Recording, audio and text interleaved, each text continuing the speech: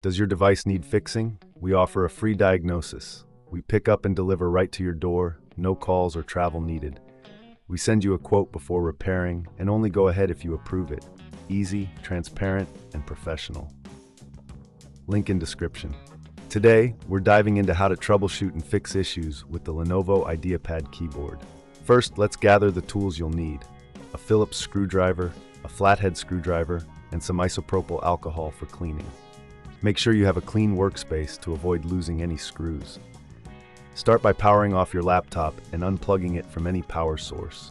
This is crucial for your safety. Next, flip the laptop over to access the screws on the back panel. Using your Phillips screwdriver, carefully remove the screws.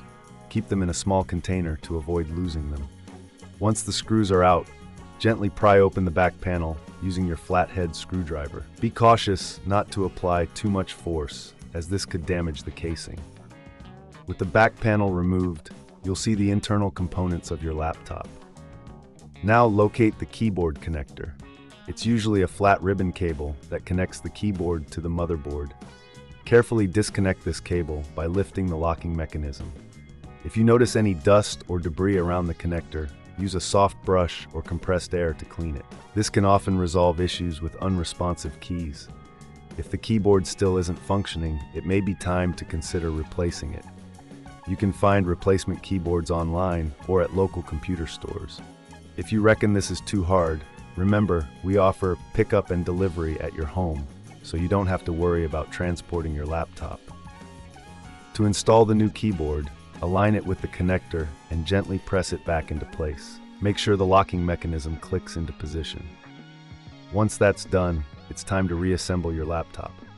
Before putting the back panel on, it's a good idea to clean the internal components with isopropyl alcohol. This helps prevent overheating and keeps your laptop running smoothly. Use a lint-free cloth to wipe down the surfaces.